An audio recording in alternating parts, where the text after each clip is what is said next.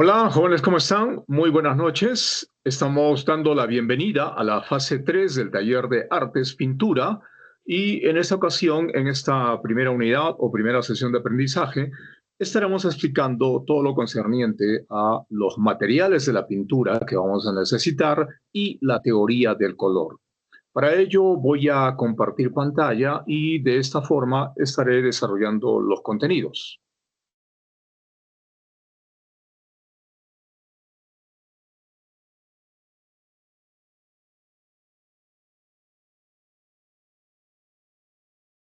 Ok, entonces, como decíamos, estamos ya entrando a la fase 3 en este taller de artes pintura y vamos a desarrollar en esta sesión uno la teoría del color y los materiales de pintura.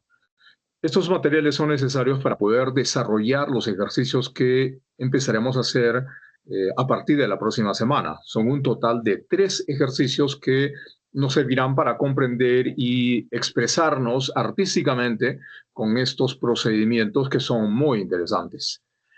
Entonces, como logro de la sesión, ustedes al final lograrán comprender los conceptos básicos sobre los colores primarios, secundarios y terciarios, así como la clasificación de los colores según su temperatura. Esto es, diferenciar los colores cálidos de los fríos dentro de este marco de la teoría del color. Asimismo, también van a lograr identificar el tipo de procedimientos y materiales para la práctica de la pintura artística, utilizando para ello pigmentos acrílicos. Empezamos entonces con el color. ¿Qué es el color? El color es una experiencia visual y perceptiva que se produce por la interacción de la luz, los objetos y el sistema visual humano, es decir, el globo ocular del ser humano. El color surge cuando la luz blanca se descompone en diferentes longitudes de onda, como estamos viéndolo aquí en el gráfico a la derecha. Cada longitud de onda corresponde a un color específico dentro de ese espectro visible. Los objetos absorben ciertas longitudes de onda y reflejan otras. Como podemos ver aquí en la imagen a la derecha, el espectro visible, que está compuesto por estos 7 colores y sus variaciones, tiene a los costados, hacia arriba o hacia abajo, una serie de ondas que no son visibles al ojo humano, pero existen. Por debajo del espectro visible tenemos los rayos ultravioleta, están también los rayos X y los rayos gamma. Y por encima están las luces o las llamadas también ondas infrarrojas, las ondas o microondas y las ondas de radio, aquello que podemos escuchar mediante el oído, pero que no son visibles al ojo humano. Entonces, esta radiación o esta luminosidad que nosotros podemos ver lo capta el ojo humano, el globo ocular, y el cerebro lo interpreta como un color determinado. Aquí en la diapositiva podemos ver la luz, que está compuesta por 7 u 8 o más colores. Aquí lo simplificamos en solamente 7 colores. Esas ondas lumínicas caen sobre un objeto, en este caso la manzana. Y el color que vemos son solamente los colores que refleja el objeto.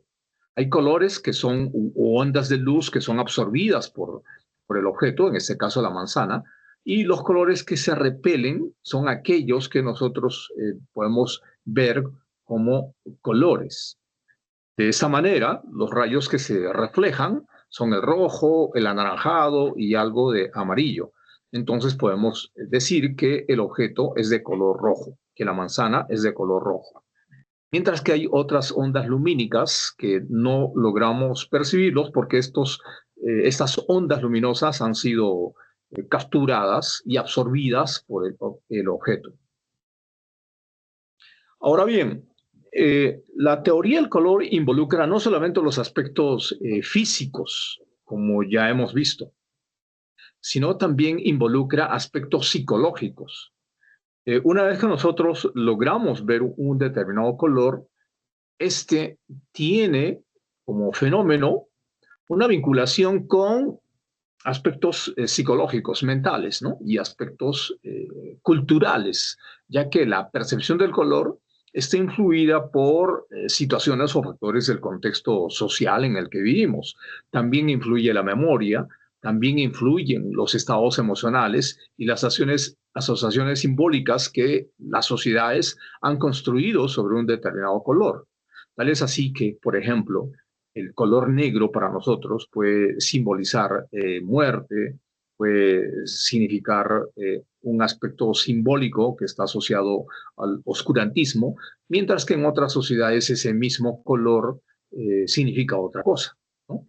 El luto, por ejemplo, que para nosotros es algo que está asociado con el color negro, en Japón el luto está asociado con el color blanco.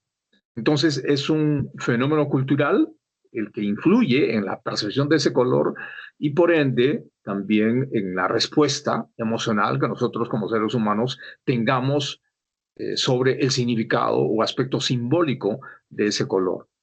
Entonces, la psicología del color nos permite a nosotros entender, comprender y expresar emociones y transmitir significados. El color en ese sentido es fundamental en el arte, el diseño y la comunicación visual, dado que un color es capaz de transmitir emociones. Influye en la percepción psicológica y cultural de las personas. Ahora veamos cuáles son las principales características del color. Aquí tenemos básicamente tres características. Una de ellas es el tono o matiz. Eh, el tono es la cualidad propia que diferencia un color de otro, ¿no? Por ejemplo, tenemos un rojo. Este rojo es diferente a un azul o es diferente a un verde. Entonces, el tono es esa cualidad propia, inherente al al color en sí, ¿no? No existen matices iguales, ¿no? Para colores diferentes, no. El matiz, el tono o matiz es uno solo. En este caso, no puede existir un rojo diferente al rojo que conocemos, ¿no? Entonces, está el rojo, está el azul, está el verde, etcétera, los colores que están situados en el espectro visible. Mientras que la saturación es el grado o pureza de este color. Nos indica una intensidad del color, ¿no? Un color determinado es puro, por lo tanto es saturado, es vivo, mientras que un color desaturado se percibe como blanquecino o gris, dado que ese color ha perdido su fuerza eh, de tono o matiz original. Podemos verlo aquí en el gráfico a la derecha. En la primera fila están los colores como tales, es decir, su tono o matiz que lo distingue uno respecto del otro. Tenemos el rojo, el anaranjado, el verde, el azul, el morado, etcétera. Mientras que la saturación, si hablamos, por ejemplo, del color anaranjado, este color anaranjado pierde su saturación o pureza cuando es mezclado, ya sea con la adición del color blanco o la adición de pigmento negro. Vemos que hacia el lado izquierdo el color anaranjado perdió saturación para convertirse en un blanco con un ligero tinte anaranjado, mientras que el valor se refiere a la claridad u oscuridad de un color y para ello obviamente interviene el agregado del pigmento blanco. Entonces el color puro o el valor puro sería el tinte como tal, como lo conocemos, ya sea rojo, amarillo, azul o negro, como en este caso en la parte inferior. Ese es el color puro, el valor puro. Y este color se le va agregando pigmento blanco y poco a poco podemos ver una gradación y una diferencia en su luminosidad. Por lo tanto, se entiende que el blanco es el color que tiene mucha luz, mientras que el negro, en este caso, sería el color que tiene menos luz. Por lo tanto, es su pigmento más puro. Entonces, lo mismo se podría aplicar para el caso de un pigmento rojo. Aquí tendríamos el color rojo puro y a medida que vamos agregando blanco se va produciendo diferentes valores o intensidades o luminosidades de ese color rojo hasta ser un blanco puro. Entonces, esas son las tres principales características del color: el tono o matiz, la saturación o pureza del color y el valor o luminosidad del color.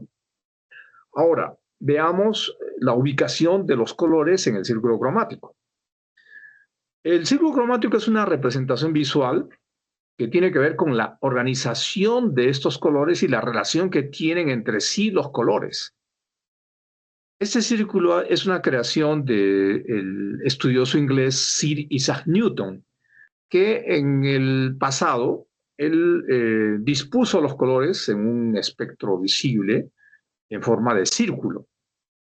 En total son 12 colores, ¿no? A lo largo del tiempo, esta herramienta ha sido desarrollada y utilizada en las labores de las artes plásticas y el diseño gráfico para poder entender y comprender mejor cómo es que actúan los colores y cómo se pueden combinar armónicamente. Dado que aquí en el círculo cromático podemos ver una distribución que divide o las organiza por temperatura, por ejemplo, ¿no? De tal manera que podemos decir que hay colores cálidos y hay colores fríos. Podemos decir también que hay colores primarios y hay colores secundarios. Y podemos decir también que hay colores terciarios. Entonces, ¿cuáles son esos colores primarios? Los colores primarios son los que conforman dentro de este círculo cromático una triada de colores, como podemos apreciarlo aquí, que son eh, imposibles de obtener mediante mezcla. Son colores puros. Entonces, los colores primarios son los colores puros. No se obtienen mezclando un color con el otro. No, son absolutamente puros. Entonces, el amarillo es un color primario. El rojo es otro color primario y el azul es el tercer color primario. Entonces, son los tres colores del espectro o del círculo cromático que no requieren para su obtención de la mezcla de un color con otro. Son más bien colores únicos. Y lo contrario sucede con los colores secundarios, que sí son obtenidos mediante la mezcla de dos colores. ¿Y cuáles son esos dos colores? Dos colores primarios. Entonces, si nosotros queremos conseguir, por ejemplo, el color anaranjado, ese color anaranjado lo obtenemos mediante la mezcla del rojo y el amarillo.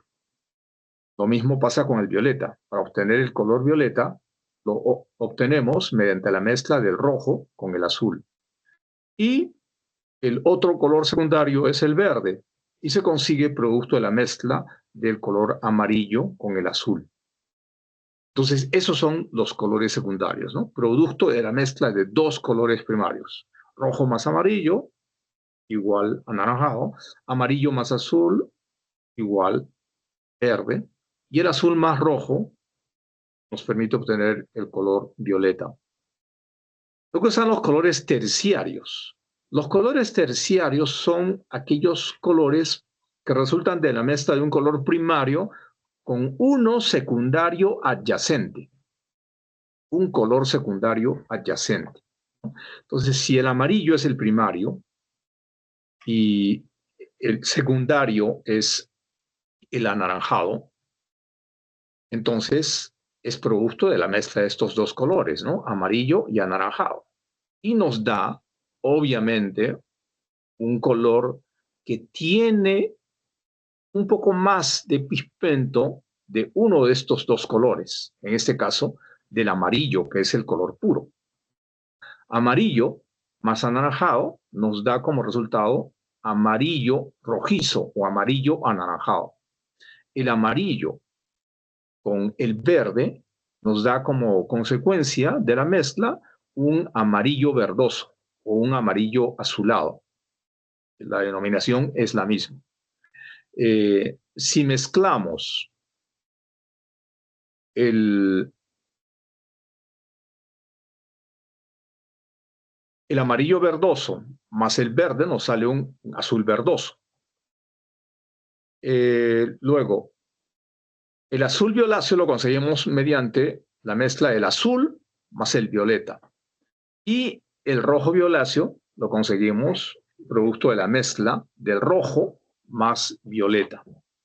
Entonces, esa es la manera de poder obtener los colores terciarios. Estos colores terciarios, repito, tienen la influencia mucho más grande del color primario, ¿no? Como decía aquí al principio, ¿no?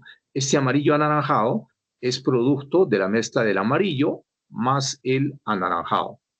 El color que prima más es el amarillo. Por lo tanto, acá podemos ver que hay mayor presencia de tinte amarillo que de rojo. Ese es el amarillo anaranjado. Mientras que en el amarillo verdoso, aquí existe la presencia mayoritaria del pigmento amarillo sobre el verde o azul. Entonces podemos ver un amarillo verdoso. En el azul verdoso podemos ver más la presencia del verde que del azul. Entonces, esa es la manera como se organiza en el círculo cromático tanto los colores primarios, los secundarios como los terciarios. Ahora veamos la tríada de colores análogos.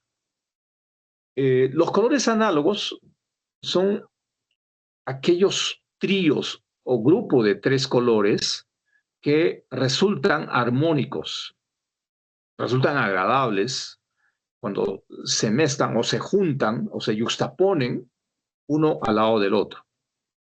Entonces, comparten un color común, una base común, y eso les otorga una armonía visual que es suave y agradable, como estamos viendo aquí. O sea, cualquier trío de colores en el círculo cromático va a ser considerado armónico siempre y cuando estos colores estén pegados, es decir, uno junto al otro.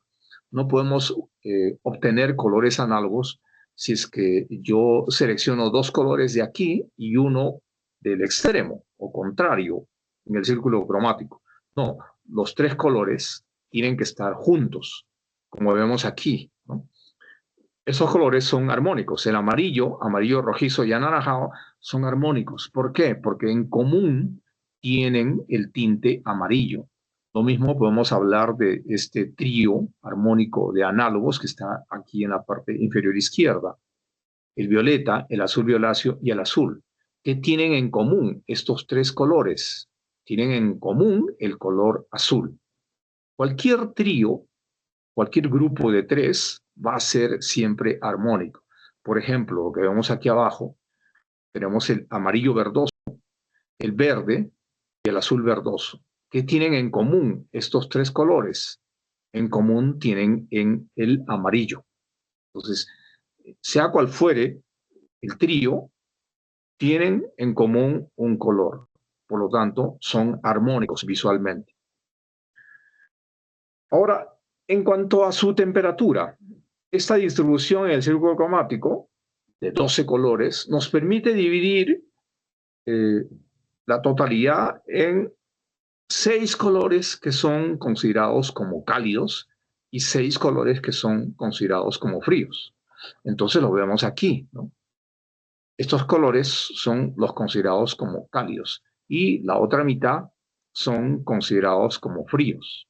Esto es importante saberlo porque más adelante cuando nosotros hagamos algún ejercicio, tenemos que tener bien claro cuáles son los colores cálidos y cuáles son los colores fríos. Y la fórmula para hacer un trabajo que sea armónicamente agradable a la vista es que debe de primar una temperatura del color sobre la otra. Es decir, que en una superficie, en una pintura, no pueden estar peleando las dos temperaturas, cálidos con fríos. Tiene que haber siempre el predominio de un color, ¿no? O de una temperatura. Más colores fríos y apenas unos cuantos colores cálidos. O al revés, casi toda la superficie debe estar pintada con colores cálidos y solamente unos toques con colores fríos. Entonces, esa es, digamos, una característica si queremos conseguir cuadros o pinturas que sean armónicas y agradables a la vista.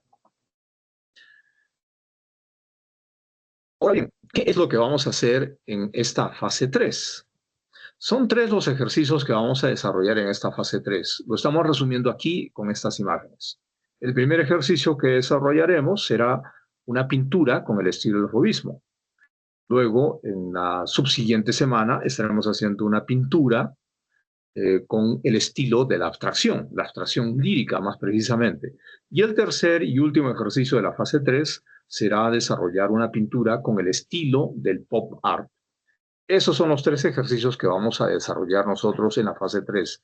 Y para ello necesitamos conocer cuáles son los materiales que debemos de adquirir para desarrollar estos ejercicios. Los materiales de pintura que necesitamos. Bueno, primero, hablemos de lo básico, ¿no? Nuestra cartulina, tamaño A3, de 120 gramos o más, que está en nuestro portafolio o bitácora para dibujo. Necesitamos un lápiz, una regla, un borrador de goma, pinceles, paletas, una paleta acrílica, agua o un envase o un pote para el agua y las pinturas acrílicas. ¿Qué marcas? Puede ser cualquier marca, pero la que yo recomiendo es la pintura acrilar o acrylex, de las que existen y que son muy económicas en el mercado. Entonces, veamos ahora de los materiales que necesitamos para desarrollar estos ejercicios, cuáles son los más convenientes. Hablemos primero de los pinceles. No es necesario que compren ustedes este juego de pinceles. No, o sea, con un solo pincel ustedes podrían hacer este ejercicio. ¿Cuál pincel? El 8, el 10 o el 12.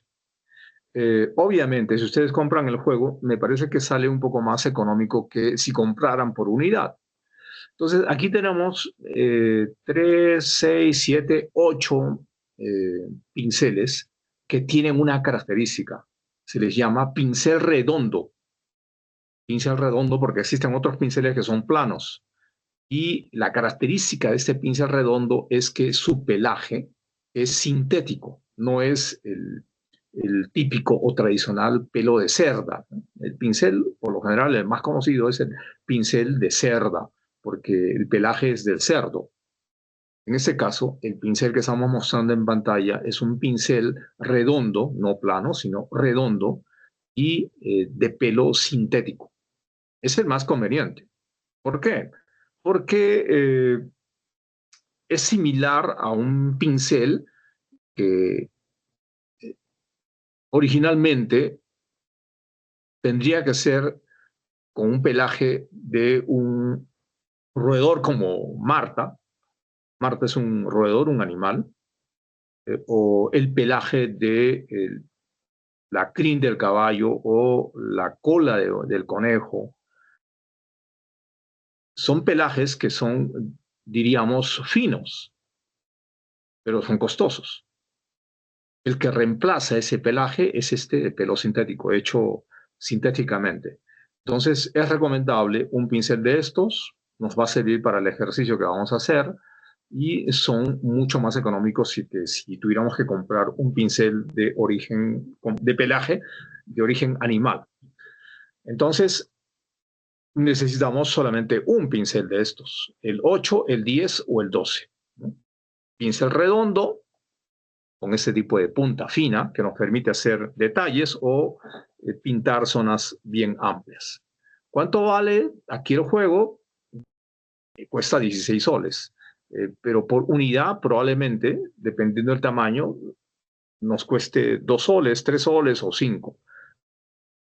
Yo recomiendo comprarse todo el juego. Es más económico que si tuvieran que comprarlo por unidad. Luego tenemos la paleta acrílica. La paleta acrílica nos sirve para poder hacer la mezcla de los colores, ¿no?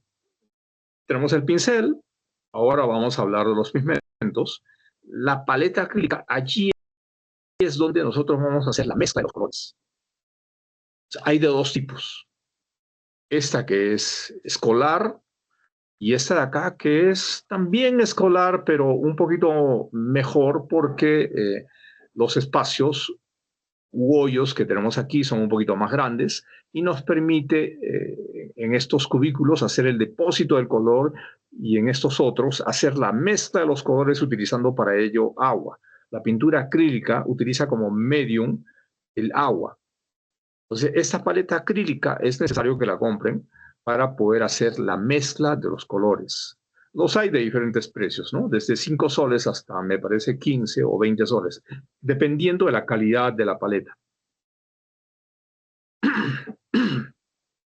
Luego tenemos los pigmentos, que es lo más importante de este material, ¿no? De estos materiales.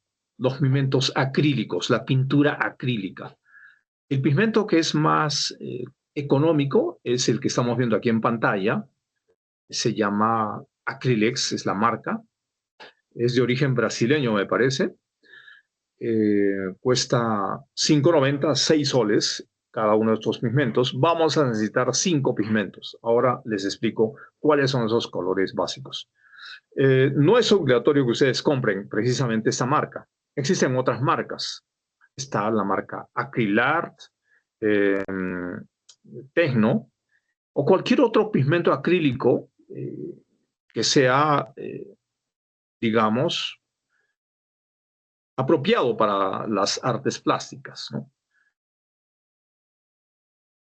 Aquí están los pigmentos que necesitamos, los colores básicos. Son 5 los colores que necesitamos: rojo, amarillo, azul, blanco y negro. Pero dentro de los rojos tenemos varias posibilidades que varían según su tinte, ¿no? O cualidad. No es lo mismo un rojo cadmio que un rojo vermellón o un rojo carmín. El rojo vermellón es como el rojo del color del tomate, mientras que el rojo carmín es más el color de la sangre, ¿no? Son diferentes los tonos o matices del rojo. Cualquiera de esos colores que estamos mencionando aquí en pantalla es útil para hacer el ejercicio. No es obligatorio que compren los 3 tonos o 4 tonos de rojo, no. O bien el rojo cadmio, o bien el rojo vermellón, o bien el rojo carmín. Luego, en los amarillos tenemos el amarillo cadmio o el amarillo limón, que son similares. Mientras que en cuanto a azules, sí necesitamos el azul cerúleo o azul cobalto. Les estoy explicando cuáles son los colores que necesitamos y los diferentes matices por cada color, porque hay matices o tonos que no nos servirían de nada. Por ejemplo, en cuanto a azules, está el azul talo o está el azul ultramar, que no nos sirven para pintar. Les explico por qué. El azul talo, por ejemplo, el azul de talocianina, es un azul un poquito oscuro. Si nosotros queremos conseguir una mezcla limpia de obtener un color verde, por ejemplo, no podemos utilizar el azul talo para su mezcla con el amarillo, porque nos va a salir un verde que es un poquito sucio. Es mucho mejor el azul cerúleo o el cobalto. Si ese color lo mezclamos con el amarillo, tanto el cerúleo o el cobalto, lo mezclamos con el amarillo, nos va a salir un verde que es más limpio, más saturado, más vibrante. Entonces, por eso es que pido estrictamente los colores que estamos mostrando aquí en pantalla: el azul cerúleo o el cobalto, pero no otro azul. Y en cuanto a los otros 2 colores restantes, el blanco, bueno, es el blanco y el negro es el negro. No hay problema con esos pigmentos. Entonces, repito, necesitamos 5 pigmentos. De esos 5 pigmentos, 3 son colores primarios y 2 son el blanco y el negro. Alguno de pronto querrá comprar un verde, querrá comprar un anaranjado o querrá comprar un violeta ya de fábrica. Lo puede comprar. Yo no tengo ningún problema en que gaste más dinero, ¿no? Pero los colores básicos son los que estoy mencionando aquí. Y si quiero, por ejemplo, un color verde, mezclo el azul cerúleo con el rojo cadmio, perdón, el azul cerúleo más el amarillo cadmio, y voy a obtener un verde que es vibrante. O si quiero un violeta, mezclo el azul cerúleo con el rojo carmín o el rojo cadmio y voy a obtener un violeta que es limpio, muy bien saturado. Entonces, luego de haber explicado todos estos materiales o pigmentos de pinturas acrílicas que necesitamos para desarrollar nuestros 3 ejercicios de la fase 3, lo que voy a pedirles ahora es que una vez que adquieran estos materiales de pintura que hemos descrito en estas diapositivas, hagan una práctica sin evaluación, obviamente, simplemente para que ustedes sepan cómo funcionan estos colores, cómo es que podemos realizar la mezcla de estos colores para obtener ya sea colores secundarios o colores terciarios. Entonces practiquen con estos colores. Compren estos pigmentos acrílicos, los 3 primarios más el blanco y el negro, hagan las mezclas respectivas y vean, practiquen sobre una hoja en blanco para obtener los colores secundarios, por ejemplo, o para obtener colores terciarios. Entonces practiquen aplicando y viendo las características que tiene cada color en cuanto a tinte, saturación y valoración. Entonces, los colores primarios, ustedes van a poder hacer que el color pierda saturación, por ejemplo, o puedan ver los diferentes estados de valoración o diferentes valores o intensidades de un color producto del agregado del blanco o del negro, para oscurecer un color, o el blanco para aclarar el color. Entonces, hagan esas prácticas mientras en la próxima semana estaré explicando con precisión cuál es el primer ejercicio que vamos a desarrollar y cuál es el procedimiento para ese primer ejercicio, cuál es la técnica de este ejercicio. Entonces, repito que para poder practicar con el pigmento acrílico necesitamos una paleta acrílica, necesitamos un pincel o varios pinceles de pelo sintético de forma redonda y nuestro portafolio u hoja en blanco para hacer esta práctica. Repito también que el pigmento acrílico se diluye con agua, pero tampoco es necesario agregarle una gran cantidad de agua. El pigmento solo puede aplicarse sobre el papel con el pincel, pero si vemos que está un poquito duro, que el pigmento de pronto no está fresco, sino que el pigmento está un tanto guardado, solo en ese caso hay que agregarle unas gotitas de agua para diluir un poco el pigmento. Repito, no es necesario agregar demasiada agua, ¿no? Apenas 1 o 2 gotas para poder diluir el pigmento. Eso es lo que tienen que hacer ustedes como actividad de aprendizaje, sin evaluación, porque se trata simplemente de poder conocer el material. Entonces, la próxima semana estaré explicando con mayor detalle de qué trata el primer ejercicio que yo le adelanté. Tratará sobre una pintura con el estilo de la abstracción. Me parece que es el estilo de la abstracción. Entonces, eso lo explico en la próxima semana. Hasta aquí la sesión que hemos tenido hoy. Les agradezco su atención y nos estamos viendo la próxima semana. Muchas gracias, jóvenes.